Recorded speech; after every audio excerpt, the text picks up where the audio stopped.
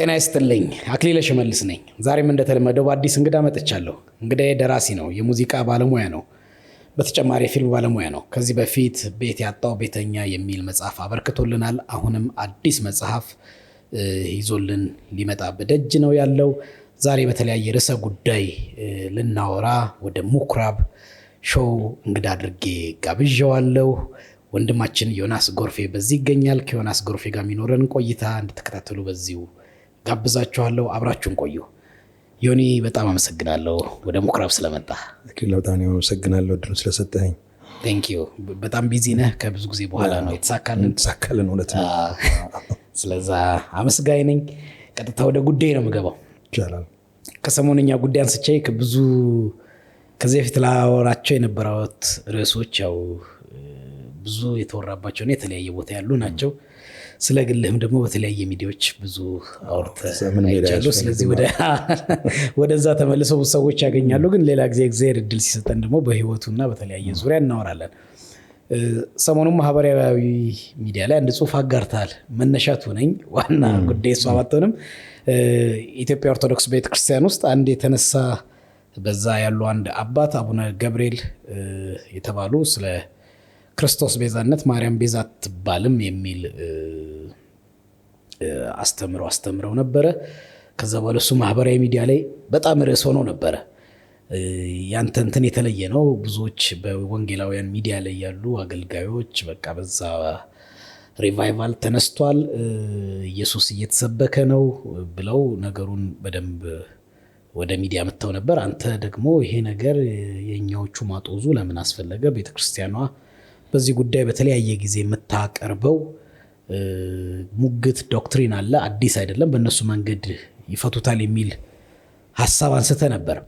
የኔ ጥያቄ ይሄ ጉዳይ የቤተክርስቲያኗ ጉዳይ ነው ወይ? የወንጌል ጉዳይ አይደለም ወይ? ጴንጤም ይሁን ካቶሊክ ይሁንም ኦርቶዶክስ በአንድ መጽሐፍ ቅዱስ እንትን የሚል በዚህ ጉዳይ ቢሟገት ወንጌል መሰበኩ ልክ ነው፣ ኢየሱስ ብቻ ነው ቤዛ ነው ብሎ የመጽሐፍ ቅዱስ እውነት መቆም አይደለም ወይ? የቤተ እምነት ጉዳይ ነው ወይ? ይሄ ጉዳይ ምን እንደዛ እንድታላሰኘ? እውነት ነው። ሰሞኑን በኦርቶዶክስ ቤተክርስቲያን አካባቢ በጣም ብዙ ከፍ ያለ እንቅስቃሴ ነበረ። ምክንያቱም ነገሩ የተባለው ከጳጳሱ ደረጃ ባለ አሁን በሆኑ ሰው ስለሆነ ክብደቱ ትንሽ ከፍ ያለ ነበር። በዛ ጽሁፌ ላይ ላጋራ የፈለግኩት ነገር የመጀመሪያው ነገር ሁሉ ቤተክርስቲያን የራሱ ዶክትሪን አለው። ዶክትሪኑ ስላለ ነው የተለያየ ነው። መጽሐፍ ቅዱስና መጽሐፍ ቅዱስ ብቻ ቢሆን ኖሮ ሌላ ነገር ኢንተርፕሬቴሽን ባይኖር ኖሮማ እንዲህ ባልተበታተን። በተለይ ፕሮቴስታንቱ ብዙ ጊዜ እንደሚሉት ከ4000 በላይ ክፍልፍሎች አሉ። አንዳንዶቹ እስከ 40,000 የሚያደርሱት አለ። ምክንያቱም ኮንግሪጌሽኖቹ እንደገና ተገንጥለው ሲወጡ ምንም የቴዎሎጂካል ነገር ሳይኖራቸው ግን በተለያየ በግል ጉዳይ የሚገነጣጠሉትን እየደመሩ ወደዛ ያደርሳሉ። ግን እዛም ባንደርስ እንኳን ወደ 4000 ገደማ የፕሮቴስታንት ከታድሶ በኋላ የዛን ያህል ቤተክርስቲያኖች ተፈጥረዋል። ያ የተፈጠረበት ምክንያት ዶክትሪናል ልዩነት ስላለ ነው። ኦርቶዶክስ ከካቶሊኩ በጣም ብዙም ባያል የተወሰነ ልዩነት አላቸው። ከዛ በኋላ ደግሞ ከሉተር ጊዜ ጀምሮ ደግሞ የፕሮቴስታንቱ ትልቅ ልዩነት አለው ከካቶሊኩና ከኦርቶዶክሱ። ያ ብቻ አይደለም፣ እንደገና ሉተርና ካልቪንም ልዩነት አላቸው። ካልቪንና ሉተርና ዙዊንግሊን በጣም ልዩነት አላቸው። ከዛ በኋላ ደግሞ አናባፕቲስት ሲመጣ ወይም በጥምቃውያን በአዋቂ ጥምቀት የሚያምነው ግሩፕ ሲነሳ ደግሞ ሌላ መከፋፈል። ይህ ሁሉ ሄዶ መጨረሻ ላይ የት ነው የሚጠቅሰው? መጽሐፍ ቅዱስ ነው የሚጠቅሰው። ስለዚህ ለእኛ በተለይ በዚህ በፕሮቴስታንቱ አካባቢ የማርያም ቤዛነት ጉዳይ ለእኛ ለፕሮቴስታንቱ ጥያቄ አይደለም። በእኛ ውስጥ ማለት ነው። እንዲሁም በእኛ ውስጥ በፕሮቴስታንቱ ውስጥ የሚያከፋፍል ጥያቄ ማርያምን በተመለከተ ያለውና አንዳንድ ጊዜ ታሪክ ሆኖ አንዳንዶች ደፈር ብለው የሚጽፉ የሚናገሩም አሉ። ስለ ወላዲት አምላክነቷ ጉዳይ ላይ እሱ ላይ የተለያየ አቋም ያላቸው ኢቫንጀሊካል አማኞች አሉ። እሱ እንዲሁም ኢሹ ነው ለኛ። ልጆች አሏት ላይ ከዛ በኋላ ደግሞ አሁን ልጆች አሏት ወይ አግብታለች፣ ከዛ በድንግልና ጸንታ ነው የቆየችው ወይስ ወልዳለች ምናምን የሚለው ነገር እሱ ኢሹ ነው። በተለይ ይሄ ወላዲት አምላክ የሚለው ግን ሪል ኢሹ ሆኖ ኢቫንጀሊካል አካባቢ ሰው ተከፋፍሎ የሚያጨቃጭቅ ጉዳይ ነበር። ወላዲት አምላክ አይደለችም የሚሉ አሉ። የሚለው ነች፣ ምክንያቱም ከስጋዋ ስጋ እነሱን የተነሳው ምናምን እያሉ የንስጥሮስ አስተምሮት ተወገዘ ነው። እንዲህ እኛ አካባቢ ያ ንትርክ አለ። እኛ አካባቢ ስለ የኢትዮጵያ ቴዎሎጂያኖች ኢቫንጀሊካል ቴዎሎጂያኖች አካባቢ ብዙ ንትርክ አለ። የቤዛው በተነሳ ጊዜ ግን እኛ ሪሊ ይሄ ቴዎሎጂ ኢሹ የለብንም እንደ ኢሹ። በዛኛው ቤት ነው ኢሹ የሆነው። በእነሱ ጋር ይሄ ነገር ጉዳይ ሆኖ ሲነሳ እኛ ያንን ጉዳይ እንዴት ነው ማየት ያለብን? እነሱ በዚህ ተበጣብጠው ቢንፈረካከሱ ለኛ ደስታ ነው እንደማለት አይነት ነገር የሚመስል አሁን ወንጌል ሰንጥቆ ገባ፣ አሁን እንደዚህ ሆነ የሚል አይነት ትርጉም እየሰጡ ነገሩን ሲያባብሱት ለረጅም ጊዜ ዝም ብዬ ነበር። ማለት ምንም አልጻፍኩም። እንደውም ወደ መጨረሻው አካባቢ ነው የመጣሁት እኔ በዚህ ጽሁፍ ላይ። ምክንያት ራሱ በራሱ ይበርዳል የሚል ሀሳብ ነበረኝ፣ ግን አይመስልም። ሙግቱን በራሳችን ውስጥ ብናደርገው ኦኬ ቤዛ ነች አይደለችም የሚል ጥያቄ ቢኖር እኛው ራሳችን አሁን ኦርቶዶክስ ክርስቲያን እንደገና በማርያም ወላዲት አምላክነት ንትርክ ውስጥ ብትገባ እኛም በዛ ጉዳይ ውስጥ የኛ አቋም ምንድን ነው ብለን እኛ ራሳችን እርግጠኛ ነኝ ከፍተኛ ንትርክ ይፈጠራል። በኢቫንጀሊካል ቸርች ውስጥ ራሱ ኢሹአችን ነው ብለን እንነታረክበታለን፣ እንማርበታለን። አቋም የሚያዝበት ጉዳይ ካለም ይያዛል። ግን የሌሎች የነሱ ኬዝ ሆኖ ሳለ እኛ ቢቻል ብንጸልይላቸው፣ ካልሆነ ደግሞ በዝምታ ብናልፈው፣ እነሱ ራሳቸው መፍትሄ ቢፈጥሩ፣ በዚህ የተነሳ ወንጌል እንሰብካለን ብሎ እንደገና ማጋጋሉ በተለይ ደግሞ ተሐድሶ ነን የሚሉት እና ከዛ መጣን የሚሉት የበለጠ ነገሩን ሲያጋግሉት መፍትሄ አይደለም ነው። ምናልባት ስለ ተሐድሶ በኋላ እናነሳ ይሆናል። ግን ይሄ ለተሐድሶ ብለው ለነሱ ለሚያስቡት እንዲሁም እንቅፋት ነው የሚሆነው በጥሩ መንገድ ሃንድል ካላደረግ ነው። ሪስፔክት አድርገን ልዩነት አለን። ያው ልዩነቱ ለኛ በጣም ግልጽ ነው። ምንም ኢሹአችን ሆነን ወንጌል ጠቅሰን ብሉይ ጠቅሰን የምንከራከርበት ጉዳይ አይደለም። እንደ ኢሹ የምናነሳውን ጉዳይ አይደለም። ማርያም የዓለም ቤዛ አይደለችም። ምንም በቃ ለኛ ይሄ ግልጽ ነው። እነሱ አካባቢ ግን እሱንም ቢሆን ቤዛ ናት የሚለው ነገር ኢንተርፕሬቴሽን ሰጥተዋል እኮ። የዓለም ብርሃን ናችሁ ብሏል ኢየሱስ ራሱ ደግሞ የዓለም ብርሃን ነው፣ እንዴት ነው ኮንቴክስቹዋል ነው እያሉ ይነጋገራል። እኔ በጣም ኢንትረስት ስላደረገኝ ብዙ ከነሱ አካባቢ የሚወጣውንም እንትን አንብቤዋለሁኝ። ለእኔ ቤዚክ ሄዶ መጨረሻው ላይ ከመጽሐፍ ቅዱስ ስለዚህ ጉዳይ የተባለ ነገር ስለሌለ አሻሚ ሆኖ እኔ አላገኘውም። ይሄ ብቻ ነበር ግን ወንጌላውያን ጋር ይሄ በኢትዮጵያ ኦርቶዶክስ ቤተክርስቲያን አንድ ነገር ሲነሳ በዚህኛው በኩል እንትን መግለጽ የቆየ ነው። አሁን እንዳልከው ረዝሞ ሊሆን ይችላል። አሁን በሳቸውም ጉዳይ እስከ ቅርብ ቀን ድረስ አምቦ የአንድ ቤተክርስቲያን ምርቃት ላይ ነበሩ። ቅዱስ ሲኖዶሱ አግዷቸው እንዳይንቀሳቀሱ ነበር። እሳቸው እዛ ሄደዋል። ብዙ የወንጌላውያን ሶሻል ሚዲያ ላይ የሚጠቀሙ እንኳን ደስ አላችሁ እያሉ ነው ኢቭን ሲጽፉ የነበረው። ግን እንደዚህ አይነት ወንጌላውያኑ ጋር በጣም ከቅርብ ጊዜ ማህበራዊ ሚዲያ ላይ ባለ ባሰባበክ ዘይቤ የብሽሽቅ የመሸናነፍ የሚመስል መምጣት ከጀመረ እኮ ቆይቷል።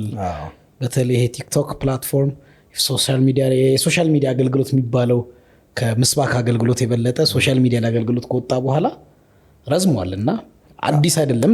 እውነት ነው። ግን ብዙ ጊዜ ከሁለቱም ሳይድ የመተነኳኮስ አይነት ነገር ነበር። ያኛውም አንድ ነገር ይዛል፣ የኛውም አንድ ነገር ይዛል። ይሄኛው ግን ከዛኛው ቤት ከራሱ ከዋና ከሚያምነው ቤት በመሪነት ደረጃ አሉ ተብሎ ከሚባሉ ሰዎች ሲነገር ሾክ እኮ ከኛ የበለጠ እኮ ለነሱ ነው። እኛማ ሾክ አይደለም፣ እንደ ደስታ ነው የታየው፣ እንደ ብሬክ ስሩ ነው የታየው። ለነሱ ግን በጣም አስደንጋጭ ነበረ። ከአንድ ጳጳስ አፍ እንደዚህ አይባልም ብሎ ሲወጣ በኋላ እሳቸውም እንግዲህ ያው አተረጓጎማችሁ ልክ አይደለም ምን ያልኩት ሀሳቦች ወጣችኋል ምናምን ብሎ የመጣው የማስተባበል ነገር ሞክረዋል። ግን ይሄኛውን ለየት የሚያደርገው ዋናው የክርክሩ መነሻ በዛ ቤት ውስጥ ሆኖ ሳለ እኛ ለዛ የበለጠ እሳት እንትን አቀባይ፣ ከሰል አቀባይ፣ ድንጋይ አቀባይ፣ እንጨት አቀባይ ሆነና ነገሩን አጋጋሉ። at the end point ምንድነው ነው ምን ይጠቅመናል ይሄ ነገር? ይሄን እንደዚህ በዛ አይነት በተለይ በእንዲህ አይነት በማሾፍ በቤተክርስቲያኖች ላይ በጣም የቀልድ ነገር በመናገር ገድላቶች ላይ በኋላ እናነሳዋለን። በዛ አይነት ነገሮች ላይ በማሾፍ እውነት ቤተክርስቲያኒቱን ከኛ ጋር ያላት ሪሌሽንሺፕ እናተርፈዋለን? ይጠቅማል? እኔ የማየው በዛ አንፃር ነው። ዝም ብንል ግን እና እኛ በራሳችን መካከል ደግሞ ዝም ብለን የምንነጋገርበት እኮ በቃ ኦርቶዶክስን ሳንጠቅ ቤዛዊት ዓለም የሚባለው ነገር እንዴት ነው ብሎ ምናምን ግር ያለው ሰውም ካለ፣ ምክንያቱም እነሱ የሚጠቅሷቸው ነገሮች አሉ። ቅድም እንዳልነው የዓለም መድን ተብሏል፣ ሙሴ ቤዛ ተብሏል። ቤዛ የሚለው ቃል ኮንቴክስቹዋል ነው እንጂ ኢየሱስ ክርስቶስን ቦታ የሚይዝ አይደለም ምናምን የሚል እንደዚህ አይነት ነገር የሚያቀርቧቸው ነገሮች አሉ። በእነሱ ጫማ ውስጥ ሆኖ አይቶ እኛስ ይሄን ነገር እንዴት ነው የምንረዳው ብሎ ወደ ራሳችን ውስጥ መልሶ ማውራቱ ምናልባት የዛን ጊዜ ከነሱ ሳይድ እኛስ በውስጣችን ዲስኬት ስናደርግ ነገሩን አንደርስታንድ ያደርጉት ይሄ ነገር ለካ እንዲህ ነው እንዲሉ ሊረዳቸው ይችል ይሆናል። ግን ሪፎርሜሽን በታድሶ የሚባል ነገር አላምንም፣ ግን እናነሳዋለን። ለምን ትርጉም ግን አይሰጥም። ጭራሽ የበለጠ እልህ ውስጥ የሚጨምር ወደ ባሰ ነገር የሚያስኬድ ነው። ፕላስ የእኛ ሰዎች ሲመልሱ አዚፍ የማርያም ኬዝ በቀደም ለታ ዘርዓ ያዕቆብ ላይ እንደተጀመረ ቤተክርስቲያን ኦሪጂናሊ እንዲህ አይነት ነገር እንዳልነበራት እንደዚህ አድርገው ሲያመጡት ነው። ከዛ በኋላ ዛጋ ነው ሂስቶሪካል ባክግራውንዱን ሄጄ ጻፍኩት። አይደለም ይሄ የኦርቶዶክስም የካቶሊክም ቤተክርስቲያን ኢሹ አይደለም፣ የቤተክርስቲያን ኢሹ ነበር። ካቶሊክና ኦርቶዶክስ የሚባል ቤተክርስቲያን አልነበረምና ቤተክርስቲያን ግን ወደ ኋላም እንበለው መጀመሪያ ነገሩ ሲጀምር እንደ ቀላል ነገር ነበር የተጀመራል። ማርያምን ከሔዋን ጋር በማመሳሰል ሔዋን ያልታዘዘችው ማርያም ደግሞ የታዘዘችው አዲስቷ ማርያም እሷ አዲስቷ ሔዋንን ተክታ ማርያም ይሄን አደረገች። ከዛ በኋላ እንግዲህ የመውደድ ነገርም ሊሆን ይችላል፣ የተለያዩ ኬዞችም ሊሆኑ ይችላሉ። ቀስ በቀስ ግን ሞር ቦታ እየተሰጠው ሜሮሎጂ የሚባል የራሱን የቻለ ዶክትሪን እየወጣለት ማን ይሄን ያደረገው? ቤተክርስቲያን። ኦርቶዶክስ ማለት ነው፣ ካቶሊክ ማለት ቤተክርስቲያን በጊዜ ነበረችው። በ3ኛው ክፍለ ዘመን በ4ኛው ክፍለ ዘመን ነገሩ እየከረረ መጣ። ስለዚህ የዛን ጊዜ የጀመረ ነው እንጂ አሁን ዘርዓ ያዕቆብ በቀደም ተጀመረው አይደለም። እዚህም በቀርበው የነበሩትም መርጌታም አሁን ለምሳሌ አንድ ያሉት ነገር ማለት አሁን እውቀት እዚህ ቅርብ ነው ያለው፣ ሩቅ አይደለም። ያሬድ እኮ ቅዱስ ያሬድ አሁን ስለ ማርያም እኮ መዝሙሮች ደርሷል እኮ የምስጋና የአማላጅነቷን ጸሎቷን። አሁን ይህንን ኢንተርቪው ሲሰማ እርግጠኛ ነኝ ወደኋላ ሄደው ይህንንማ ያሬድ እንትን አላለው ምናምን በሱ ጨምሮበት ቀንሰውበት። ለዛ ሂስቶሪካል ማስረጃም የለንም። ለነገሩ ስለ ያሬድ የምናውቀው ነገርም የዛን ያህል ወደኋላ በጣም የራቀ የተጻፈ ታሪክም ብዙም የለንም። ገና ጥናት ላይ ነው ያለ ነው። ግን አለ፣ በቅዳሴ ውስጥ አለ። ከዘርዓ ያዕቆብ በፊትም ነበረ። አጦዘው፣ አዋሰው፣ አጠነከረው። እሱ ሊሆን ይችላል፣ እሱ ሊያስኬድ ይችላል።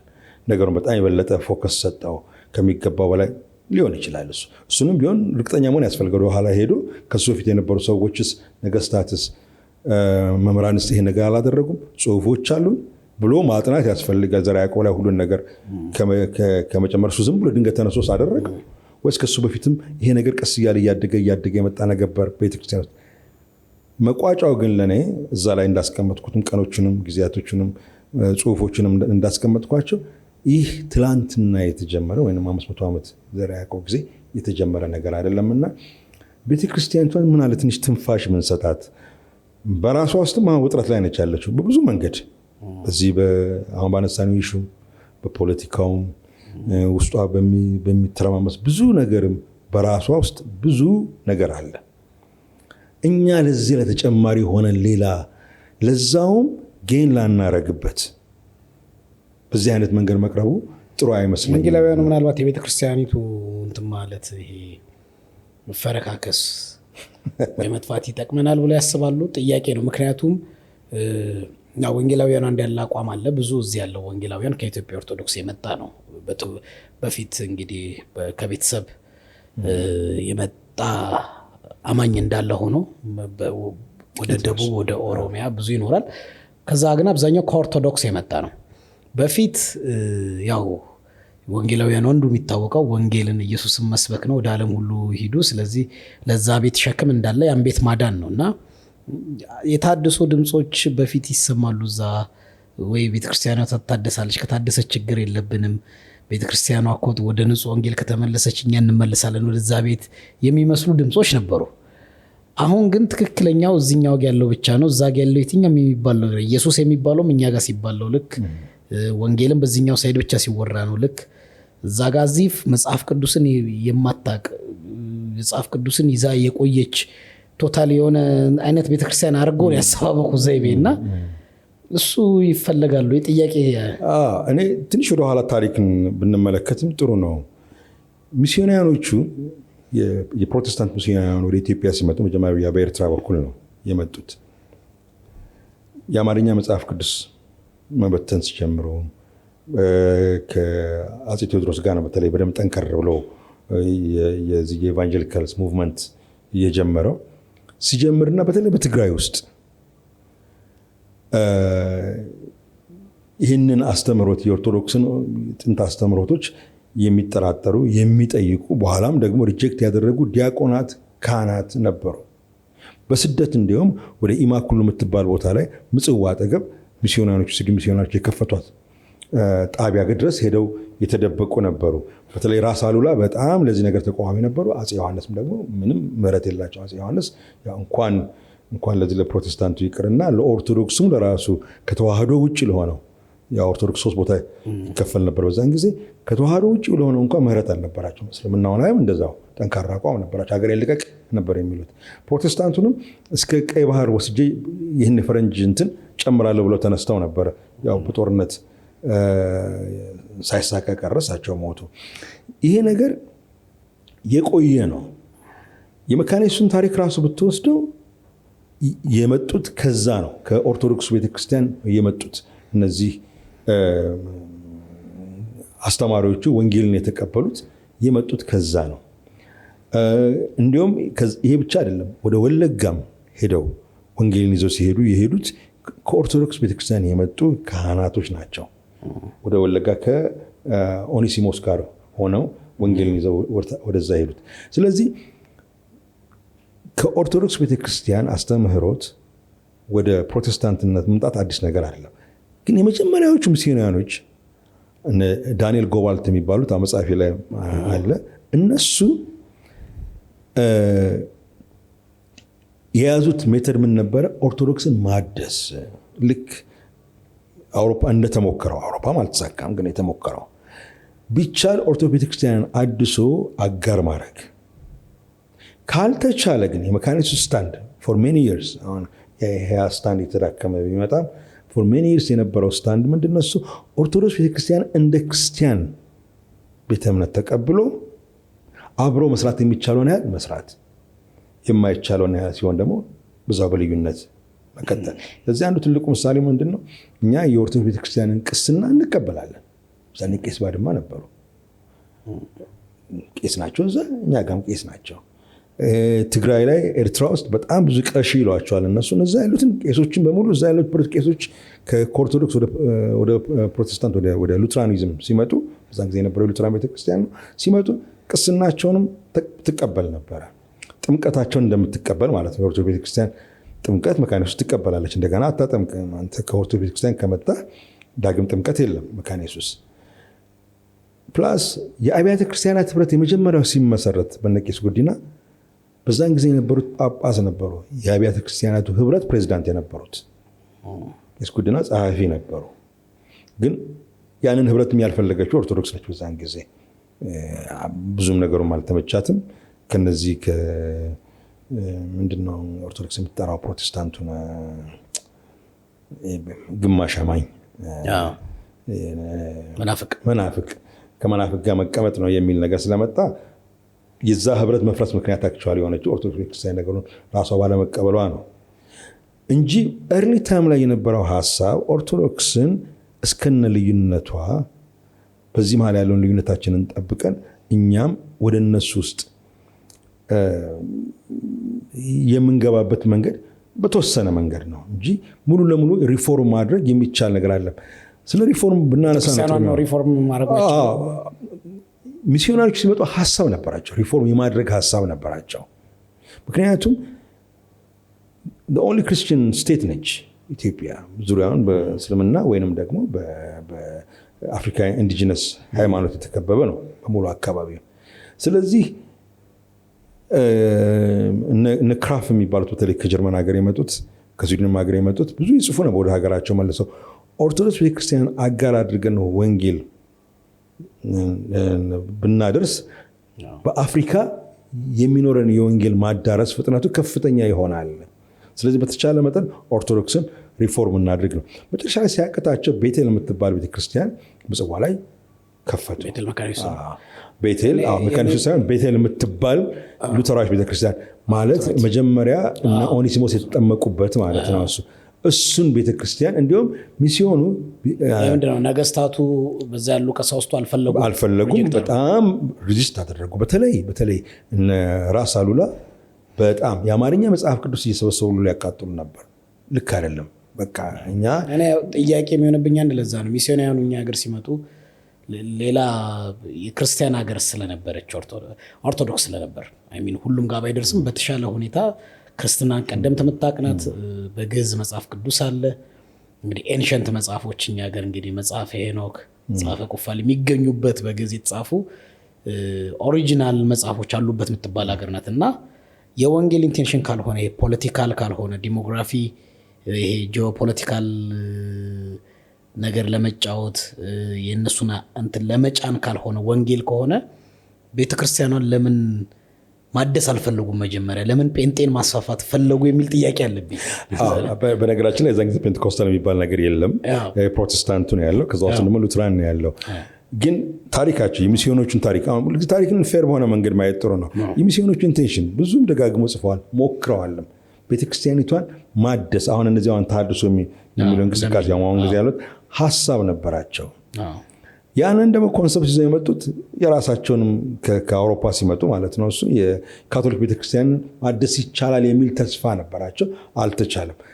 በነገራችን ለዚህ አንድ በጣም ቆርጠ ማስገባት ያለብን ሀሳብ አለ።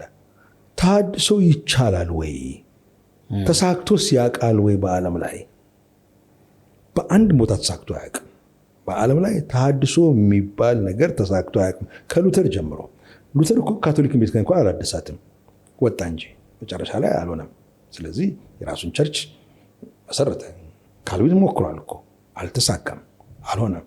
ፈረንሳዮች ተሞክሯል፣ አልሆነም። ተሐድሶ ተሳክቶ አያውቅም። ሌላው ደግሞ እንደገና አዳሽነን ባሉት ውስጥም እኮ ሌላ እንደገና ተሐድሶ እንቅስቃሴ ተነስቷል። አሁን ሉተርን እድሳትህ እስከ ጥግ አይደለም፣ ልክ አይደለም ብለው እንደገና ዝዊንግሊን ተነሳበት። ልክ አይደለም፣ ገና መቀጠል አለብህ ብሎ አዳሹን እንደገና ለማደስ ማለት ነው። ዝዊንግሊን ደግሞ እንደገና ከሱ ደግሞ የወጡት ደግሞ ሜኖናይት ወይም አናባፕቲስቶቹ ደግሞ ዝዊንግሊን አንተም ገና ነህ፣ እድሳትህ ልክ አይደለም፣ በቂ አይደለም ብለው እሱን ለማደስ ሞከሩ፣ አልተሳካላቸው። ስለዚህ ምን ሆኑ? ወጡ። የፕሮቴስታንት አንደኛው ትልቁ ችግሩ ያለው በውስጡ እንደገና ሌላ እድሳት ይፈልጋል። በዛ እድሳት ውስጥ ሲሞክር ግን አይሳካለትም። ምንድነው የሚሆነው? መውጣት ነው። ፔንቴኮስታል የተፈጠረው በዛ ነው። የሜን ላይንም ቸርች የሚባሉትን ባፕቲስትን፣ ሜኖናይትን፣ ሉትራንን፣ ፕሬስቢቴሪያን የመሳሰሉትን ቸርቾች ሞታችኋል ነው። የፔንቴኮስታል እኮ ሙቭመንት እኮ አሜሪካ ውስጥ ሲነሳ በቃ እናንተ ምንም መንፈስ ቅዱስን ገላችሁታል፣ መንቀሳቀስ አልቻለም። ስለዚህ ሆሊነስ ሙቭመንት ከሚባል ሲመጡ እነዚህም ቤተክርስቲያኖች እኮ ነው ለማደስ የሞከሩት እኮ፣ ግን አልተሳካም። ስለዚህ ምን ሆነ? ፔንቴኮስታል የራሱን ዊንግ ይዞት ጴንጤቆስጣል ውስጥ እንደገና ደግሞ አንተም ደግሞ በመንፈስ ቅዱስ ሙላት ላይ ያለ አመለካከት ልክ አይደለም ብሎ ደግሞ እሱ ራሱ ተሰነጣጠቀ። እሱ ብቻ አይደለም። ጴንጤቆስጣል ውስጥ እንደገና ዋንስ ፔንቴኮስታል የምንላቸው አሉ አይደለም? እነዚህ ኦንሊ ጂሰስ በእኛ ሀገር የሚባሉት ክሌም themselves in Pentecostals the whole doctrine ፔንቴኮስታል ዶክትሪን ነው የምንቀበለው ከስላሴዎች በስተቀር ነው የሚሉት። ስላሴ የምትሏነች እንጂ የምትለየን በሌላው ነገር መንፈስ ቅዱስ ሙላት በለው በልሳን መናገር በለው በምናምን ሁሉ አንድ ነን ነው የሚሉት። ይሄ ሪፎርም በዓለም ውስጥ ብዙ ጊዜ በየቤተክርስቲያኑ ለማድረግ ተሞክሯል፣ ግን ተሳክቶ አያውቅም። በተለይ ደግሞ እንደ ካቶሊክ እንደ ኦርቶዶክስ ወይም ደግሞ እንደ ሉትራን አይነት በጣም ስር የሰደደ ቴዎሎጂና አስተምሮት ያላቸውን ቤተክርስቲያኖች እናድሳለን ብሎ መነሳት ማለት የማይሳካ ትግል ነው። ሌላው ከዚሁ ጋር አሁንም ቆርጠ ማስገባት ሌላ ያለብን ጉዳይ አለ። ምንድነው ተሐድሶ ማለት? ዲፋይን እኔ ባለፈው ጊዜ መርጌታ እዚህ የነበሩ ጊዜ እንደው ካሁን ጠይቃቸዋለሁ ብዬ ነበር። እስቲ ዲፋይን አድርጉልኝ ተሐድሶ ማለት ምን ማለት ነው? እሱ ኦኬ ሜሪዮሎጂን የማርያምን አስተምሮት መተው፣ ስለ ታቦት ያላቸውን አመለካከት መተው፣ ገድላት ላይ በነገራችን ላይ እነሱ ራሳቸው ጋም ጥያቄ አለ እንሰማለን። ምክንያቱም ገድላት የሚሉትን ነገሮች አሁን ሪፎርም ነን ብለው የሚመጡ ሰዎች ሆነኝ ብለው ሲደበል ሆነኝ ብለው ይህን ብለው በደንብ አስቤበት ነው ሆነኝ ብለው 81ዱ መጽሐፍ ከገድላት ጋር ይደባልቁታል። ቤተክርስቲያኑ ተገር እንደሱ አታደርግም። 81 የሚባል የመጽሐፍ ቅዱስ አለኝ ነው የምትለው። ገድላት ግን ተአምራት፣ በእነዚህ ጉዳዮች ላይ የተፈጸሙ ተአምራት ጽሁፎች ናቸው ነው። እነዛ ጽሁፎች ውስጥ ብዙ ቆሻሻ ነገር ገብቷል። አዎ እነሱ ራሳቸው አካባቢ ስትሄድ ይለዋል። በጣም በዚህ ማህበረ ቅዱሳን አካባቢ አሉ ሰዎች አሉ፣ ሌሎችን ቦታ አሉ። ገድላት ጋር መታይ አቡኑ በቀደም ዕለት በዚህ ጉዳይ ላይ ንግግር ሲያደርጉ ብለዋል። እኛ ጋር መጽሐፍቶች አሉ መፈተሽ ያለባቸው ደጋግመው ይሄን ነገር ይላሉ። የዛሬው ለ3 ዓመትም ይላሉ ይሰብሰቡ ተብሎ ነበር። እንደገና በደንብ ገብተህ ስትመለከታቸው እነዚህ መጽሐፍት ነው የሚያወሩት። ስለ 81ዱ መጽሐፍ አይደለም የሚያወሩት። እነዚህ ግን አሁን ተሐድሶ ወደዚህ መጣን የሚሉት ግን አዚፍ 81ዱ መጽሐፉን ራሱ ነው። ኦኬ አሁን ካቶሊክን ላድስ ብለህ ብትነሳ 73 መጽሐፍቱን እንድትተው ነው የምትጠይቃት? አይሆንም። ስለ ማርያም ያላትን ቴዎሎጂ እንድትቀይር ነው የምትጠይቃት? አይሆንም። እነዚህ ስለ መላእክት ያለው ስለ ፐርጊቶሪ ያላት አመለካከት እነዚህን የመሳሰሉትን ነገሮች በሙሉ ከቤተ ክርስቲያናት እኮ በጣም መሰረታዊ አስተምሮቶች ናቸው እኮ። ልትለውጠው አትችልም። በቃ ስር የሰደደ የ100 ዓመት ታሪክ አይደለም፣ የ2000 ዓመት ታሪክ ነው። የ2000 ዓመት ሲገለባበት የመጣ ነው። አሁን በቀደም የሞቱት ጳጳሱ ኑዛዜያቸውን አንብበህ እንደሆነ መቀበር የፈለጉት የት ነው? እሱ የማርያም ቤተክርስቲያን በእርሷ ምህረት ውስጥ ነው እዚህ ሁሉ የደረስኩት ብለው ነው የተናዘዙት። አሁን በዚህ ደረጃ ያለን አስተምሮት ተነስተህ ልትቀይረው ሪፎርም ታደርገው አትችልም። ስለዚህ ግን ቢብሊካል አይደለም ብለው ቢብሊካል አይደለም ስትል እኮ እሷ ጋር ነው ብዙ ጊዜ ከፕሮቴስታንት ጋር ያለው ጦርነት የሚነሳው። አንደኛ ነገር ከካቶሊኩም ከኦርቶዶክሱ ጋር ስታወራ በመጽሐፍ ቅዱስ ቁጥር አትስማማም። 81 አሐዱ አለ፣ 73 ካቶሊክ አለ፣ 66 የፕሮቴስታንቱ አለ። ያው ከእውቀት ማነስም ሊሆን ይችላል፣ ከነገሮችንም ሆነኝ ብሎ ከማጣመም ሊሆን ይችላል። 73ቱ መጽሐፍ እኮ የካቶሊክ ቤተክርስቲያን መጽሐፍ አይደለም፣ የቤተክርስቲያን መጽሐፍ ነው። ቤተክርስቲያን በ393 በ397 በ419 ቤተክርስቲያን ካቶሊክ አይደለም ኦርቶዶክስ አይደለም ቁጭ ብለው ቀኖና አውጥተው 73 ነው መጽሐፋችን ብለዋል። አውግስቲኖ ሁሉ ፕሮቴስታንት ሁሉ የሚጠቅሰው በደንብ ነው የተሟገተው። ሌሎችም አባቶች አሉ በጣም የጻፉ በዚህ ጉዳይ ላይ አባቶች አሉ። መጽሐፉ ይሄ ነው፣ ከዚህ መጽሐፍ መቀነስ። ምክንያቱም የሰባ ሊቃን መጽሐፍ ሲተረጉሙ የተተረጎሙት መጽሐፍቶች ወደ 54 ገደማ ናቸው። ብዙ መጽሐፍቶች አሉ።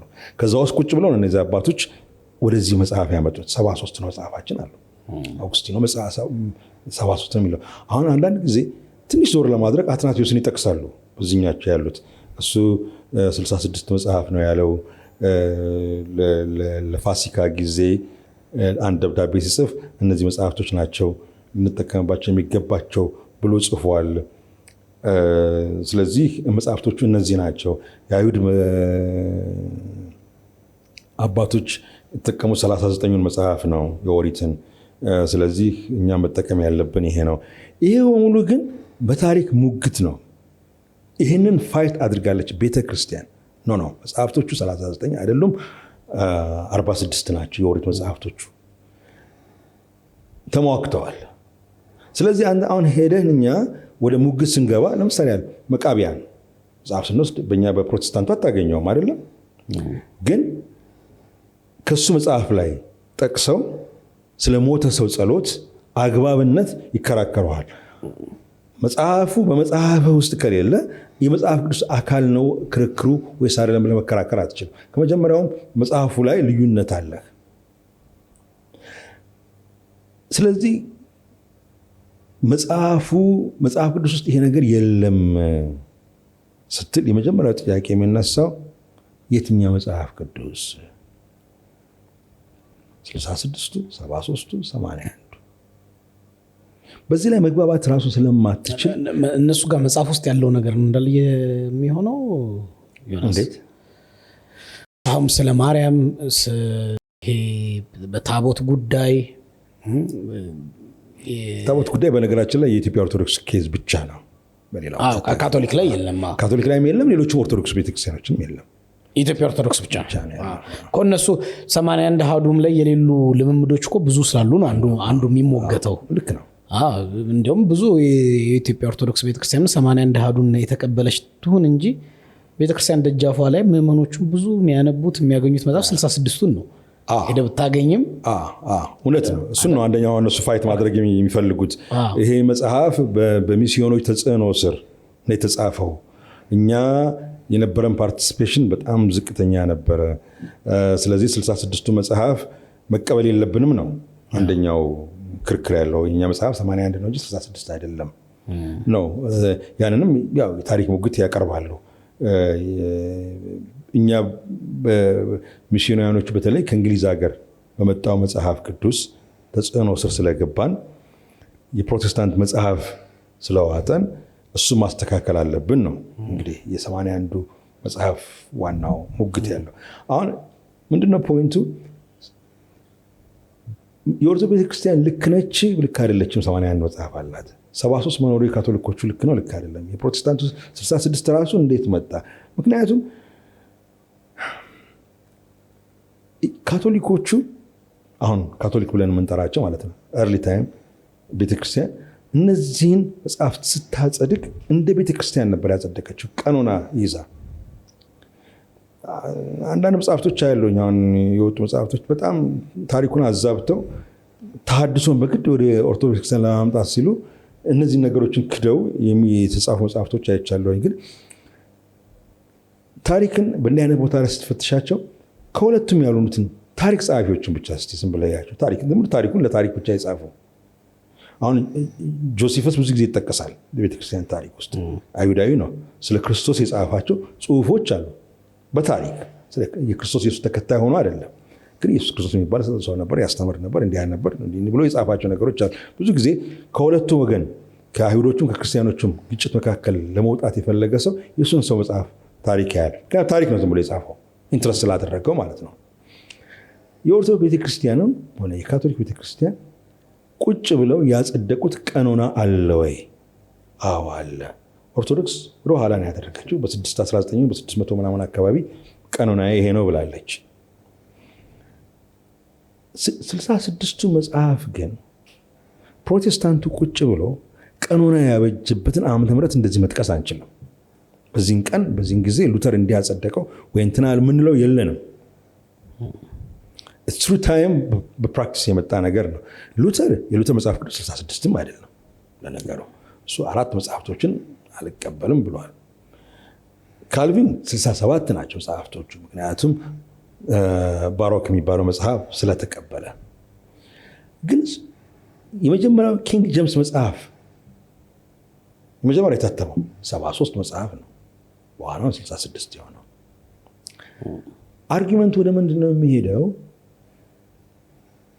እነዚህም የተለያዩ አይነት መጽሐፍቶች አሉ። እስቲ በሚያግባባ መጽሐፍ ላይ ብቻ እንኳን እንስራ።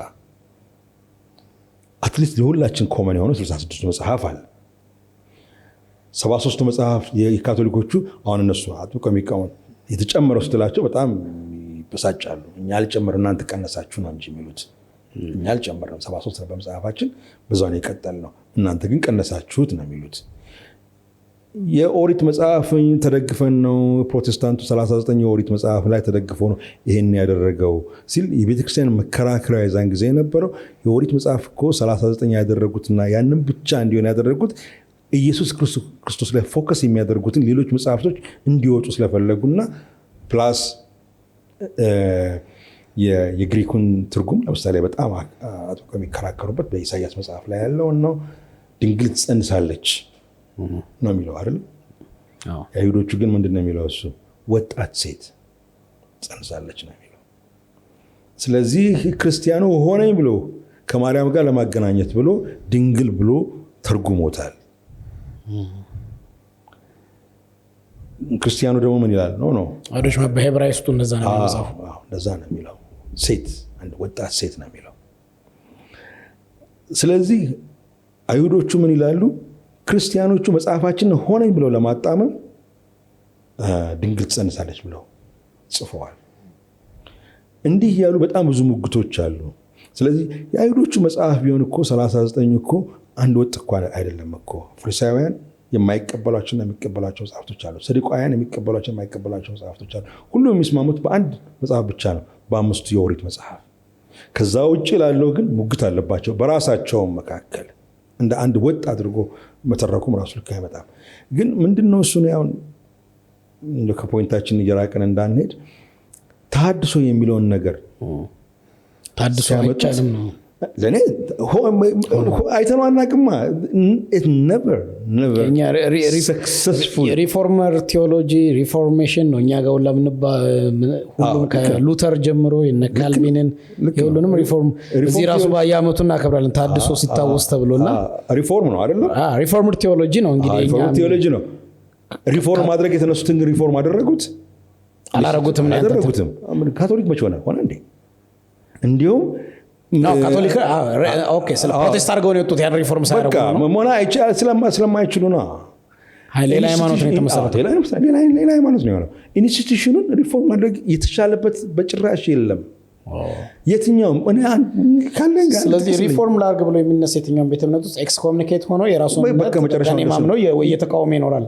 እሱ ደግሞ በፕሮቴስታንቱ ከ4000 በላይ ሆነዋል ነው ፕሮቴስታንት። ስለዚህ ኦርቶዶክሳውያን ውስጥ ያሉ ተሐድሶዎቹ ሪፎርም ሊያመጡ አይችሉም፣ ውጭ ሆነው እየተቃወሙ ይኖራሉ።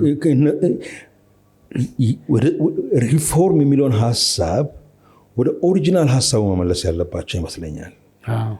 ኦርቶዶክስን ሚስዮናውያኖቹ ሪፎርም ለማድረግ አስበው ነበረ። እንደማይሆን ሲገባቸው ኤርሊ ታይም ላይ አጋር ቤተክርስቲያን ማድረጉን ነው የመረጡት። አርገዋል። ግን ኦርቶዶክስ ሰርታለች ከሚስዮኖቹ። እሱ ነው በጣም ጥሩ ፖይንት ነው። ሪጀክት ያደረገችው እንዲሁም ኦርቶዶክስ ነች እንጂ እነዚህኞቹ ሪፎርም ለማድረግ የሞከሩት አለ። ቀደም እንዳልኩት የአብያተ ክርስቲያናት ህብረት እንፍጠር ሲባል ጳጳሱን ነው ፕሬዚዳንት ያደረጉት።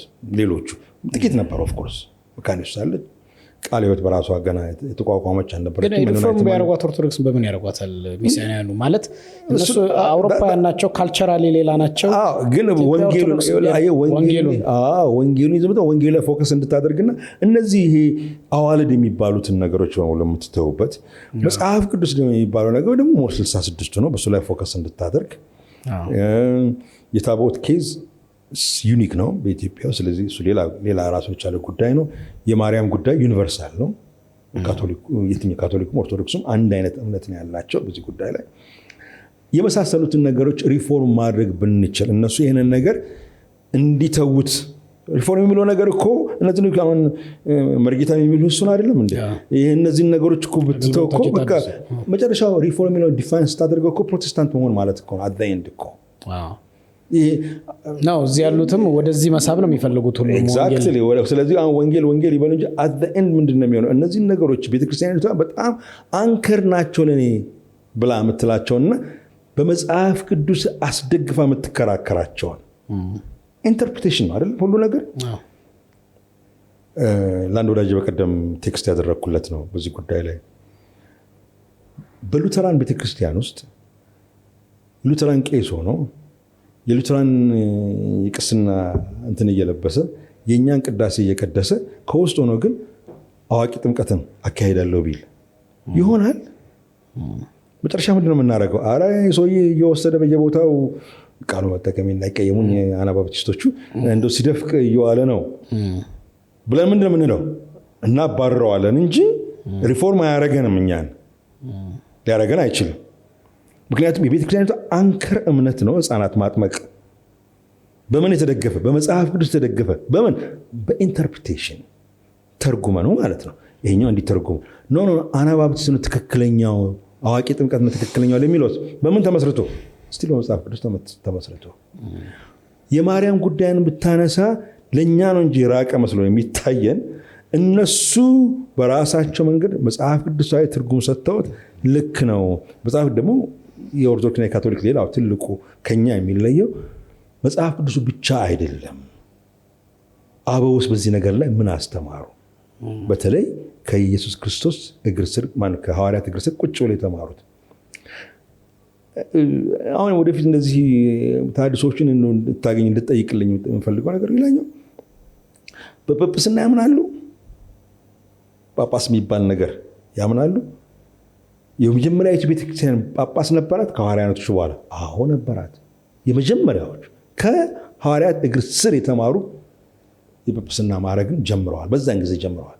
ኦርቶዶክስ ቤተክርስቲያን ወደ ኋላ ሂጂ ስንላት አሁን ጵጵስናን ትተዋለች ማለት ነው ወይስ የዛን ጊዜ የነበረውን ፒክ ታደርጋለች?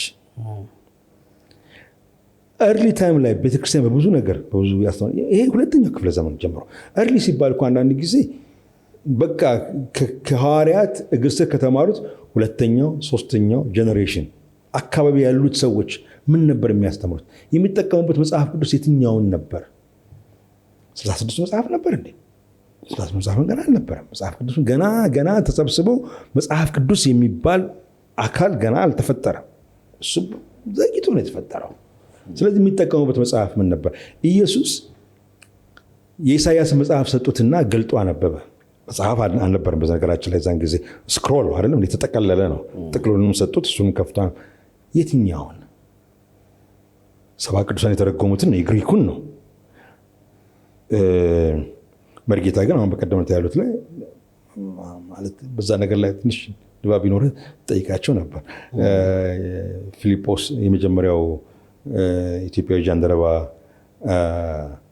ሲመጣ ወይንም እንትና ማን ነው ፍሪምናጦስ ሲመጣ ሆነ ከዛ በፊት እሳቸው ያሉት ኢትዮጵያዊ ጃንደረባ ያነብ ነበር አይደል? መጽሐፍ ቅዱስ ያነበበ ነበር። የኢሳያስ መጽሐፍ ነበር ያነበው። መጽሐፍ እያነበበ ነበር። በዕብራይስጥ ቋንቋ እያነበበ አሉ።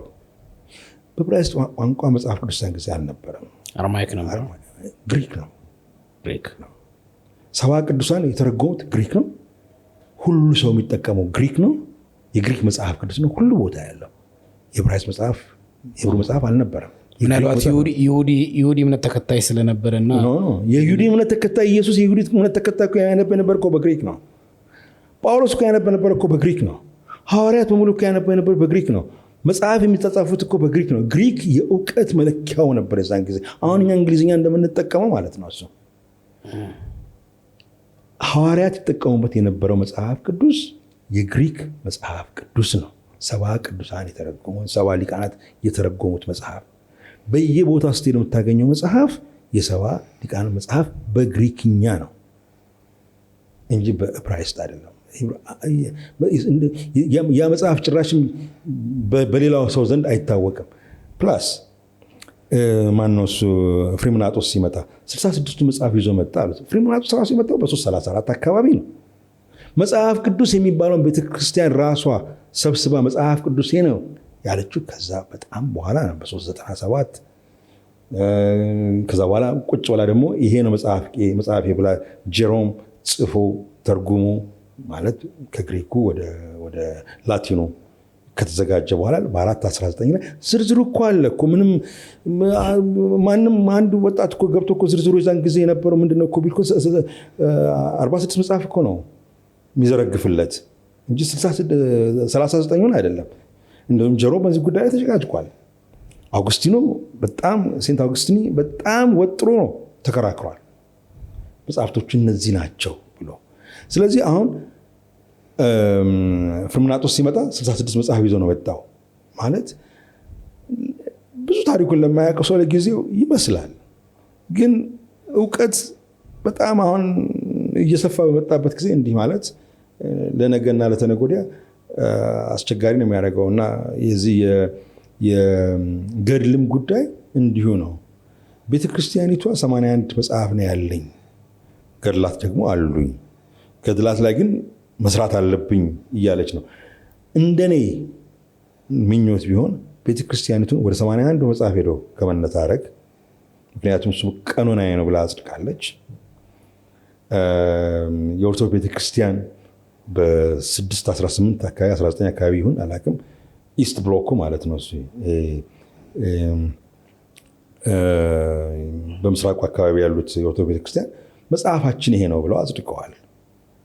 ኦኬ። ስለዚህ አሁን ወደዛ ተመልሰህ ብዙ ምትርክ የምትፈጥረው ነገር የለም። ገድላት ሏችን ግን እንድትሰራ ብናደርግ ግን ያቀራርበን ነበር።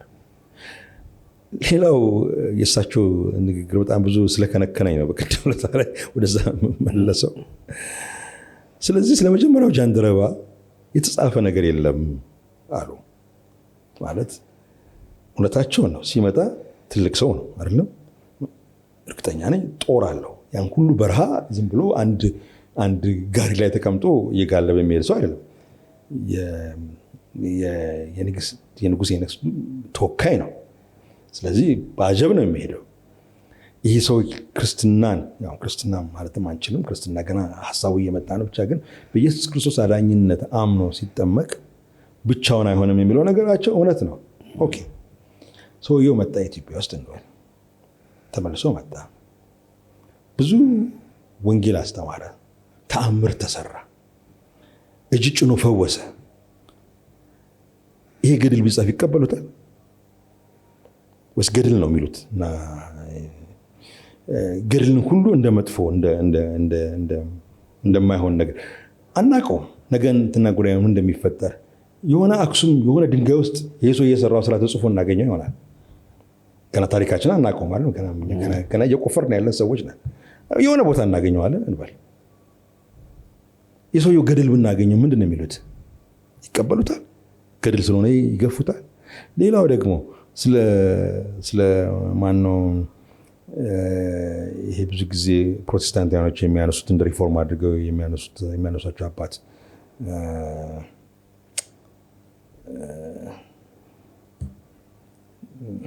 ማን ነበር ስማቸው? ፕሮቴስታንት እስጢፋኖስ፣ ደቂቀ እስጢፋኖስ ጎጃም እሳቸው ነው። አሁን ደቂቀ እስጢፋኖስ ጊዜ የነበረውን ስቃይ ገደኔ እንዲሁም በዛ እሱን አክሴፕት ያደርጋሉ። ኮት አድርጌዋለሁ ከእንትን ስር ከቪዲዮ ስር በሳቸው ላይ የደረሰውን እና በተከታዮቻችን ላይ የደረሰውን ነገር በዛን ጊዜ የተሰዉ ሰዎች ብዙ መከራ ሰዎች ምላሳቸው ከዚህ ስር የተጎለጎለ አይናቸው ወጣ በጀርባ በኩል ሁሉ እንትን ያሏቸው ምናምን እያሉ ገድል ነው አይደለም። ያ ገድል የእሳቸውን እምነት የሚደግፍላቸው ሲሆን ገድሉ ልክ ይሆናል። አይ እሳቸውን ይህ ነገር የማይደግፍ ከሆነ ደግሞ ገድሉ ልክ አይሆንም። ወይስ ገድሉ ውስጥ የተጨማመሩ ሌላ የተጨመላለቁ ነገሮች ሊኖሩ ይችላሉ ወይ ልናጠራቸው ወይም ኦርቶዶክስ ልታጠራቸው የምትችል? ኦርቶዶክስ ቤተክርስቲያን ላይ በጣም በአደባባይ የሚነገሩ ገድል በጣም የሚገርሙ በጣም መስማት ይፈውሳል፣ ማርያም እንደዚህ እንትናች። አሁን ይሄንን ነው እኔ በሪፎርም ደረጃ ፕሮቴስታንቱ ምናልባት አብሮ በመስራትና በመቀራረብ እነዚህ ነገሮች እንዴት ነው የምታዩቸው? ምክንያቱም መቀራረብ ይቻላል፣ መሰራት ይችላል ብለህ ነው የምታምነው? ፕሮቴስት አድርጎ እኔ የሚቻልበት ቻንሶች ነበሩ early time ላይ። አሁን አይደለም፣ አሁንም አልህ ነው። አሁን ምንም ነገር ልትናገርም ልትነካም አትችልም። ምክንያቱም የሄድንበት መንገድ ኔጌቲቭ ነው። በጣም ለመቀራረብ የሚያስችለን ለመነጋገር የሚያስችለን ውስጥ አይደለንም ያለ ነው። ግን እንዴት አድርጎስ መቀራረብ ይቻላል? ምክንያቱም ከመጀመሪያ ጀምሮ ፎርሜሽናችን እዚህ ያለው እንትን ወንጌል የበራለት ነው፣ ወንጌል በርቶ ሊመጣው ነው የሚለው። ስለዚህ ከዛኛው ሰው ማምጣት ነው የሚያስበው፣ የሚመሰክረውም ከዚያ ያለ ነው። አሁንም ቢሆን ከዚያ ያለው ቤተ እምነትን አመጥቶ ወደዚህኛው አምልኮ መቀላቀል ስለሆነ ይሄን ተው ማለት አለው ወይ? አሁን ለዚህ ደግሞ ኦርቶዶክስ አስተዋጽኦ የላትም ሪጀክት በማድረግ ከዚህ በኩል ያለው እንግዲህ ያን መጀመሪያ ሚስዮናውያኑ ለእነሱ ማለመመቸቱ እንዳለ ሆነው ቤተ እምነቱ እንግዲህ አንተ መጽሐፍ ላይ አውስተዋል፣ ወደፊት ሰው ከደርሰ በኋላ ያወራል። ግን ወንጌላውያን ከገባ ጀምሮ የመንግስት ሃይማኖት ስለነበረች የኢትዮጵያ ኦርቶዶክስ መንግስታዊ ሃይማኖት ስለነበረች ከስያሜ ጀምሮ ራሱ መጽሐፍ ላይ አንስታ ይቻለሁ ኢትዮጵያ ውስጥ የሚኖር ቤተ እምነት እንዲሆን እንጂ የኢትዮጵያ ወንጌላውያን እንዲባል እንኳን አፈልግም ነበር፣ ኢንክሉዲንግ እስልምና ኢትዮጵያ ውስጥ የሚኖር። ምክንያቱም ኢትዮጵያ ውስጥ ያለ የኢትዮጵያ ኦርቶዶክስ የኢትዮጵያ ሃይማኖት ኦርቶዶክስ ብቻ ናት የሚል አቋም አለ። ከዛም በኋላ ወንጌል በራልን ልክ አይደለም ወይም ለማምለክ የሚሞክሩ እስከ በጣም ቬሪ ሪሰንት በጣም ቅርብ ጊዜ ዓመታት ድረስ ማሳደዱ፣ ማምለኩ፣ ማባረሩ፣ ከቤት ማባረሩ፣ ሪጀክት ከእድር የድሮውን ተውና በእኛ እድሜ ማለት ነው በእኛ እድሜ እንኳን በእኔ እድሜ እና ያ ሪጀክሽን ራሱ እንዳያቀራርብ አሁን የዚህኛው ባክፋይር አድርጎ ሊሆን ይችላል ብዬ አስባለሁ። አሁን ፕሮቴስታንቱ ጋር ያለው የተጠቂነት ስሜት የቂም በፊት ተመትቻለሁ ድንጋይ ተወርውሮብኛል ሳመልክ ምናምን ሚሉም ስለምሰማ እና አንተ ምናን እያሉ መንገድ ላይ እያስቆሙ ምናን ህፃን ሆነው ቡል የተደረጉ ምናን ትራውማ ያለባቸው ልጆች ገጥሞኛ ያውቃሉ። ቸርቹ ሲያወሩ በጣም ጥላቻ ያለባቸው ማለት ነው። እሱ ባክፋይር አድርገው ይችላል። ግን በእርግጥ ቤተክርስቲያኒቷ የኔ ብቻ በሚል አመለካከት ከኔ እምነት ውጪ ሌላ መሆን አይችልም በሚል ሁሉንም ሪጀክት አላረገችም ወይ? ለዚህ ምክንያቱም አንዷ እሷ አይደለችም ወይ? በጣም እኔ ምንም በዛ አርጊው ማድረግ ነገር የለም። አርጊው ማድረግ ነገር ምንድነው? እሱ አንደኛ ተርሚኖሎጂ የምንጠቀምበት ተርሚኖሎጂ ቃል ራሱ በጣም ገፊ ነው የኛ። ከዛ በኋላ እነሱም ደግሞ ያው የገፊነቱን ገፊ በደንብ አንጸባረቁ። በፊት ነበር ግን አሁን የመጣ አይደለም ወይ? እነሱ በጣም ቢበዛ ጸረ ማርያም ይሉ ይሆናል እርሊ ታይም ላይ። እኔ ሳዲቅ አሁን በጣም ብዙ ርቃል ባንት እኛ ልጆች ሆነ ስናድግ አሁን የኛ ቤተሰብ አማኝ ቤተሰብ ነው። ጴንጤ የሚባል ቃል አልነበረም። ሚስዮን ልጆች ወይም ጸረ ማርያም ነው የምትባለው እና ከዛ በኋላ ያው የምትለው ነገር ሁሉ በኢቫንጀሊካል ላይ ደርሷል። በወንጌል አማኞች ላይ ከእድር መውጣት፣ መሳደድ፣ ሬሳ ከወጥቶ መጣል ብዙ ነገር ደርሷል። ደቡብ ክልል ብዙ ታሪክ የቃልዮት እንትን ላይ አንዴ ሰምቻለሁ። ብዙ ነገር በጣም ብዙ ነገር ደርሷል። በጣም ብዙ ነገር ደርሷል። ሲሰደዱ እናትና ልጅ ወንዝ የወሰዳቸው ጡት እያጠባች ለወንጌል ሲያባሯቸው አቃል በወንጌል ብዙ ኢን ፊውቸር ባላንስ ልጠብቅ የሚል የኦርቶዶክስ ኢንተሌክቹዋል የሚጽፈው ራሱን መልሶ ወደ ውስጥ ሲመለከት ማለት ነው። እኛ ሲያጠፋነው ነገር ምንድን ነው ብሎ አሁን እሱ ላይ አይደለንም ያለ ነው። አሁን ገና ታንክ እየደረደርን ገና ነው ያለ ነው። አሁናዊ ነው ታለ ይሆን ይስማማል። አሁን ስላመጣልህ ነው። ኦርቶዶክስ ቤተክርስቲያን ግን እርሊ ታይም ላይ የነበረውን በሚስዮኖቹና ሚስዮኖች ብዙ ጊዜ አሁን ወደ ኋላ መሄድ እንፈልገው ወደ መካኒሱ ላይ ነው። ምክንያቱም እሷ እርሊ ነበረች። ስትጀምርም ኦርቶዶክስን በተቻለ መጠን በተለሳለሰ መንገድ ለመድረስ ነበር ስትሞክር ነበር። ሜተዷ ከሚስዮኖቹ የመጣው ሜተድ መጽሐፉ ላይ ማውንም ይወጣል ምንለው መጽሐፍ ላይ እንዳየኸው ሳታስቆጣ እንደም ብዙ ግድ ብዩአሉ ኦርቶዶክስ ቤተክርስቲያን ሳታስቆጣ ግን በዛው መጠን ግን ኮምፕሮማይዝም ሳታደርግ ትምህርቱን ማስፋፋት የሚል አቲቲዩድ ነበራት። ስለዚህ በዛን ጊዜ የነበረው ነገር ምንድነው? እሱ ቢበዛ ጸረ ማርያም ትባላለህ። አሁን የምትላቸው አንዳንድ ችግሮችም ይኖራሉ። ግን በተለይ በኃይለ ሥላሴ ጊዜ የመንግስት ከለላም ነበራት። ሚስዮናኖቹ ነበራቸው፣ መካኒሱ ነበራት። ምክንያቱም ትላልቅ የመካኒሱ ሰዎች በአድሚኒስትሬሽን ነበሩ፣ ልማትም አለ እና እንትኑ ፐርሲኪሽኑ እንደዚህ አሁን እንደዚህ በጣም እንደምናስበውም አይደለም፣ ቀለል ያለ ነበር። በኋላ የደርግ ጊዜ ግን ያው ሁሉ ላይ ከማምጣቱ ሲፈጸምም መንግስት ጣልቃ ይገባ ነበር በኃይለ ሥላሴ ጊዜ። ቤተክርስቲያን እናቷ ማኑኤል ነበሩ። ሌሎችም እንደ ኃይለ ሥላሴ እኮ አፈ ንጉስ የነበሩት እኮ የኛ ሰዎች እኮ ነበሩ እና ወዲያውኑ ይገቡበታል ነገሩን። ኧረ ይሄ ነገር ይባላል፣ ነገር ይረግባል። ግን ያው በዚህ በጥያቄዎች ውስጥ አስቀምጠዋል። የፔንቴኮስታልስ ነገር በኋላ እናነሳዋለን። የፔንቴኮስታሎች ነገር ግን በጣም ተጽዕኖ ሲመጣ ኦርቶዶክስን እንዳለች ክርስቲያኖች አይደሉም አህዛብ የሚል ስም ሰጠ። ይሄ መሰጣጣት ግን ሁለቱም ጋር ያለው ቆየኝ። በኋላ ነው እነሱ ጋር መጣ። የነሱ አትሊስት እኛን ይጠሩን እንግዲህ እኔ ያደግኩበትን ነው ማወራ። እነሱ ይሉን የነበረው ቢበዛ ጸረ ማርያም በጾም የሚበላ እንዲሁም አንዳንድ ጊዜዎች አይለዩትም ከካቶሊክ ጋር ዝም ብሎ ካቶሊክ። እኔ ያሬድ ሙዚቃ ትምህርት ቤት ስማር የቅዳሴ ትምህርት የሚያስተምሩት ይሄ እንደ ጠጉራም ካቶሊክ ነበር የሚሉኝ። ይሄ ብዙም ልዩነቱ እንትን አይላቸውም። ያው ሮብና አርብ ትበላለህ ምናምን። ስለዚህ እሱ ብዙ እንትን አይላቸው ነበር። ሲሪየስ የሆነ ስም መስጣት የተጀመረው ግን ከኛ ነው። በጣም አኖ የሚያደርግ አንተ አንድን ክርስቲያን አይደለህም ብለህ ስትጀምር ምን ኦፌንድ እንድትሆን ነው ከዛ በኋላ የምትጠብቀው? ያኛውማ ከዛ በኋላ እንደገና ብረት ያነሳል። ከዛ በኋላ መናፍቅ የሚለዋል። ይህን ሌላ ኢንተርቪው ላይ ብየዋለሁ። እስጢፋኖስ ቤተክርስቲያን አንድ ጊዜ ፊት ለፊት ቆሜ ያለሁኝ የሆነች መስተዋት ቤት ካፌ ያለች አይደለም፣ እዛ አካባቢ ነበርኩና ቄሱ ይሰብካሉ ከእስጢፋኖስ ቤተክርስቲያን እና እነዚህን ሰዎች ጴንጤቆስጤ ያላችሁ እንዳጠሩ፣ እኛ በጴንጤቆስጤ እናምናለን። እኛ ጋር በዓለ ሃምሳ ይባላል፣ ጰራቅሊጦስ ይባላል እኛ ጋር።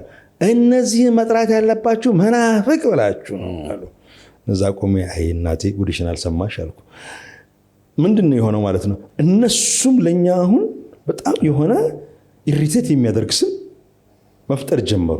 መናፍቅ የሚለውን ስም ግማሽ አማኝ ማለት ነው። ሙሉ አማኝ አይደለም፣ የሚያምነው ነገር በግማሽ ነው እንጂ በሙሉ አይደለም። ከዚህ ፕሮቮክ ነው እኔ ፕሮቮክ ከኛ አንተ አሁን አስበው የሪሰንቱን አይደለም የምልህ ዮኒ፣ የሪሰንቱን አይደለም እኔ በፊት እኔ በማውቀው እኔ እንግዲህ ኦርቶዶክስ ቤተክርስቲያን ውስጥ ነው ያደግኩት። በዚህኛው ሳይድ በጣም የሚደንቀኝ አሁንም በጣም የሚደንቀኝ ኢትዮጵያ ኦርቶዶክስን መጽሐፍ ቅዱስ እንደማታውቅ እንደ አሕዛብ ምናምን ሲያዩ እኔ በሶሻል ሚዲያ ላይ መከራከራለሁ። ማለት የሥላሴ አማኝ የሆነች ቤተክርስቲያን ናት፣ መጽሐፍ ቅዱስን ጠብቃ ያቆመች ናት። አንዳንዴ እኔ አሁን ቅርብ ጊዜ ፌስቡክ ላይ ለጥፍ ያለ የጥምቀት ቀን አቡነ ማትያስ ከጃን ሜዳ ሲሰብኩ እንዴት አይነት ጽድት ያለ ንጹህ የሆነ የሚገርም ወንጌል ነበርና ከአቡነ ማትያስ ከጃን ሜዳ የሚተላለፈው ንጹህ ወንጌል ቤቴ ቁጭ እየሰማው ነው ብዬ ለጥፍ ያለው ይገርመኛል። አንዳንዶች እንዲሁም አሁንም እየሄድኩ ሰማለሁ እና በዚህኛው ሳይድ ያችን ቤተክርስቲያን ሲከራከሩ አሕዛብ ከማለት አልፎ እንደማታውቅ ኢቭን አሁን ዲስ ዴይስ በጣም የሚያስቀው በጨለማ ነው ያላችሁት ወደ ብርሃን ማለት ሁላ ጀምሯል። እኛዎቹ ማለት አንዳንድ ሰዎች አንዳንድ ከኢቫንጀሊካል የነበሩ ሰዎች ኦርቶዶክስ የመጡ ወደዛ ሲመጡ ከብርሃን ወደ ጨለማ ትሄዳላችሁ ማለት ጀምሯል። እኛ ይሄ በጣም ለእኔ እንትን ነው፣ በሱ ጋር እስማማለሁ።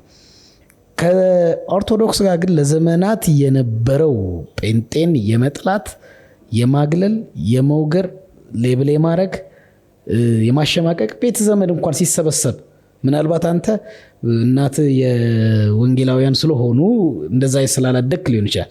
ከመሃል ቤተሰብ የሆነ ሰው በቤተሰብ ጋዘሪንግ ውስጥ ሲገኝ የሚደረግበት ክርክር፣ ስድብ፣ ጥላቻ በእህት ወንድም ፋሚሊ ውስጥ ባለ እንኳን እኔ ዊትነስ ይሄ ግን ለፕሮቴስታንት ብቻ አይደለም። ካቶሊክ ብትሆነ ካቶሊክ ስትሆነ ኦርቶዶክስ እኮ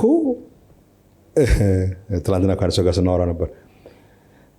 እሱ ሊሞግተኝ የሞከረው ባህላዊ ሆናለች ይላል። ፕሮቴስታንት እኮ ባህል አለው እኮ የራሱ ባህል እየፈጠርን አለ። የለቅሶ ባህል እየፈጠርን ነው። በጣም አደገኛ በሆነ መጥፎ በሆነ መንገድ አለማልቀስ በጣም እሱ ነገር ካሁኑ አደብ ካልተገዛ በስተቀረ ይሄ በጣም ልክ ያልሆነ ባህል ዲቨሎፕ እያደረግን የሰርግ ባህል አለን አይደለም። እነዚህ ነገሮች ባህልማ ትፈጥራለህ እኮ ባህል ከምታምነው አንጻር እየተፈጠረ ኦርቶዶክስም እንደዛው ነው። ከምታምነው አንጻር ባህል ትፈጥራለች። ያ የተባለው ባህል ቅድም አሁን ደጋግሜ እየረሳሁት ይህን ነገር እንደገና ማየት ስለሚገባ ኢቫንጀሊካል የሚለው ወንጌላዊ የሚለውን ስም ለእኛ ማን ሰጠን? እነሱም ወንጌላዊ አያምኑም እንዴ? እሱ ራሱ ከመጀመሪያው ገና ስትጀምረው እኛ ወንጌላውያን ስን እንዴ እነሱስ ምንድን ናቸው? በወንጌል አያምኑም? ወንጌል አንዱ አካል ብላ አይደለም እንዴ 27ቱ መጽሐፍ ቅዱስ ኦርቶዶክስ እና ካቶሊክ ያጸኑት ያጸደቁት? ሲጠቅሱት ከወንጌሉ አይደለም የሚጠቅሱት? ቅድም እኔ አሁን ክፍለ ሀገር ሲሄድ አሁን የሚቀጥለው ሳምንት እሄዳለሁ እና 10 ቀን ቆያለሁ ለስራ። እሑድ ቀን እኔ ፕሮቴስታንት ቸርች አልሄድም። እኔ መካነ ኢየሱስም አልሄድም። ምክንያቱም ጩኸቱንም አልችለው፣ ጫጫታውን ግርግሩንም አልችለው። እኔ እሑድ ጠዋት የት ነው የምሄደው? ኦርቶዶክስ ቤተክርስቲያን ነው የምሄደው። አላደግኩበትም አይደለም። ለእኔ በጣም የተለየ እንትን ነው። ከዘፍጥረት እስከ ራእይ መጽሐፍ ቅዱስ ይነበባል በአንድ እሑድ ላይ። የራሱ ምርጫ አለው። እየተመረጠ እኛ ጋር መካነ ኢየሱስ አሁን ከኦሪት እናነባለን፣ ከወንጌላት እናነባለን፣ ከመልእክት እናነባለን። ኖርማል ስቲል መካነ ኢየሱስን ሊተርጂ የሚከተሉት እሱም እየጠፋ ነው፣ ግን ብዙ አሁን እንሞክራለን ያን እንዲነሳሳ። አትሊስት ግን ከነዚህ ከሶስቱ ክፍሎች እንዲነበብ ይሞከራል። እነሱ ጋርስ ከኦሪት አንስተው እስከ ራእይ ያነባሉ። ከኦሪት የተወሰነች ክፍል፣ ከነቢያት የተወሰነች ክፍል፣ ከመዝሙር የተወሰነ ክፍል፣ ከወንጌል፣ ከሐዋርያት፣ ከራእይ መጽሐፍ ቅዱስ ይነበባል። የኔ አርጊመንት ያለው ምንድነው? እሱ እኛ ራሳችን ለራሳችን የሰጠነው ስም የበለጠ ፕሮቮክ አላደረጋቸውም ወይ? እነዚህን ሰዎች የበለጠ ፑሽ አላደረግናቸውም ወይ? ክርስቲያኖች ናችሁ ከኛ ሳይድ ስለምን አይመጣም? ኦኬ አሁን ሌላው አርጊው ማድረግ ነገር እኛ ለምን ብርሃን ይበራልን አይደለም? አሁን በቃ ወደኛ እንምጣ፣ እነሱን ተዋቸው።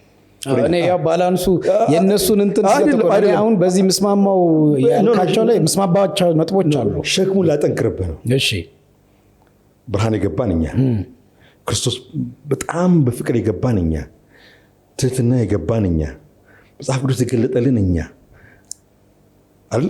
ከኛ ምን ይጠበቃል? የበለጠ ትዕግስት፣ የበለጠ ፍቅር፣ የበለጠ ትህትና፣ የበለጠ ማስተማር፣ የበለጠ መቻል፣ የበለጠ ዝምተኛ።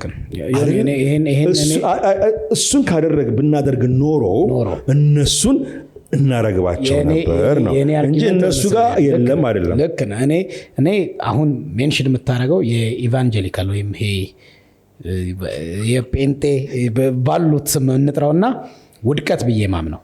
እኔ ለምሳሌ አሁን ኢቫንጀሊካል ጋር ያለውን የወንጌል አሰባበክ መንገድ ባይ 100% እነግርሃለሁ ጴንጤ ያሉ ነው 100%። እኔ በግሌ ነው ማወራ። ፕሮቮክ ነው፣ ስድብ ነው፣ ኃይለኝነት ነው። የበፊቶቹ ግን እኔ የማውቀው እኔን ገዝተውኝ የመጡት ዩኒቨርሲቲ ስማር ዩኒቨርሲቲ በየባሱ ተማሪዎች የነበሩ ህብረት እኛ መጠጥ ጠጥተን ሰክረን ተንገዳግደን ስንገባ እኔ ዴቭ ሀብት የሚባል ልጅ አለ አሁን አሜሪካ ሀገር አገልጋይ የሆነ ልጅ አቅፎን አስገብቶ ዶርም ለሰው ልጅ የተፈጠረው መጠጥ ትክክለኛ መጠጥ ይሄ ነው ብሎ ውሃ ይዞ ሲጋራ የሚጨስበት ምንም እሱ ኢንቫይሮንመንት ውስጥ ሆኖ ሊሰማን ሬዲ ነበር። ቤተሰቦች አክስቶቼ ምናምን በተለያየ አጋጣሚ የመጡ ሳያቸው አሕዛብ፣ የማርያም ጠላት፣ የስንዴ ሃይማኖት እያሉ ሲናገሯቸው ማርያምን እኮ እንወዳታለን ስላልገባችሁ ነው። ትህትና እማየው እንዳለ ነገር ያ ነበር። እውነት ነው ብዬ እንትን ያስባለኝ ትክክለኛው እሱ ነው። አሁን የማየው እንትን ይሄ የዚህኛው ኮሚኒቲ ውድቀት ነው ብዬ እኔ አምናለሁ። ልክ ነው። ይሄ ግን አሁናዊው ነው። እኔ በመጣሁበት በጥቂት ዓመታት በፊት እንኳን ያው እየተበላሸ መቶ ሊሆን ይችላል። ጴንጤ በጣም ሀምብል ሲሰደብ በቆርቆሮን ስላልገባቸው ነው ስላልተረዱን ነው ብሎ በጣም በሀምብልነት ሳይጮህ በንጽህና ወንጌልን ሲሰብኩ ነው ማቆኒ በልጅነት ዘመኔ ያ ዊን አስደርጓቸው ያ ዊን አድርጎ በቆርቆሮ ቤት ሆነው ያማረ ቴምፕል ሳይኖራቸው ምን ሳይኖራቸው ህይወታቸው ዊን አድርጎ ኮሚኒቲውን ብዙ ማርከዋል። በፊት የኔ አርጊመንት አሁን ቢልዲንግ እየሰሩ ነው እየተሰራ ነው ቦታ እያገኘ ነው ምናምን ነገር ማማረኩ ላይ ብዙ የለም እናነሳለን። ግን ልዩነት ይለያያል። አሁኑን በፊቱን ለየለኝ ማለት እሱ ነው።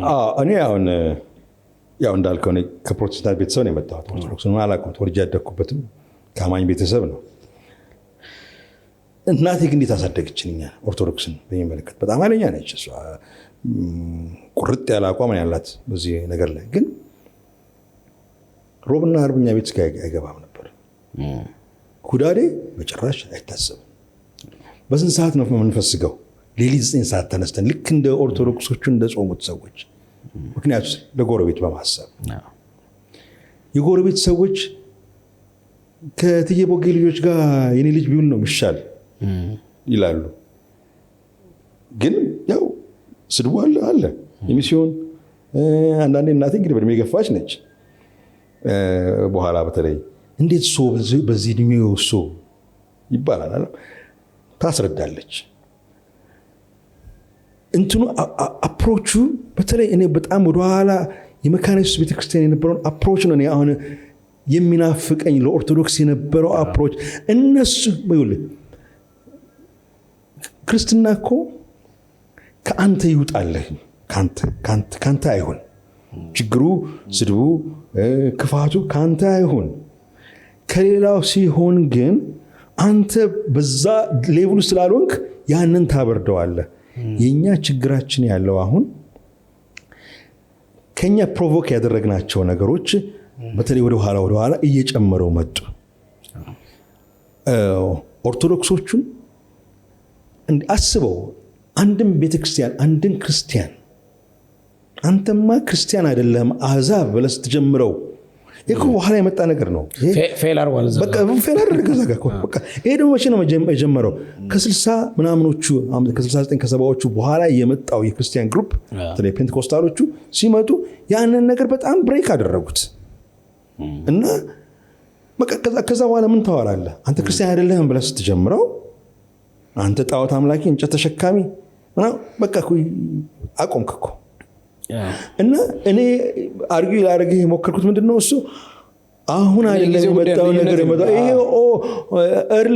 early ስልክ በተለይ ከ50ዎቹ ከ60ዎቹ በኋላ የመጣው ትውልድ የፕሮቴስታንቱ ትውልድ ፓርቲኩላርሊ ከ70ዎቹ ጀምሮ የመጣው ትውልድ ብሪጁን ሰበረው። እንዴ ከዛ በፊት ረጅም ነበር ማለት ነው? ኦፍ ኮርስ እንዴ ያው የተወሰነ በመጽሐፍ ላይ ቻለው። እኔ አሁን አንድ ኢንተርቪው ላይ 100 ዓመታችን እኮ እኛ 100 ዓመታችን እኮ አክብረናል። አይቻለሁ። ሉትራን ኳየራችን እኮ 80 ዓመቱ ነው።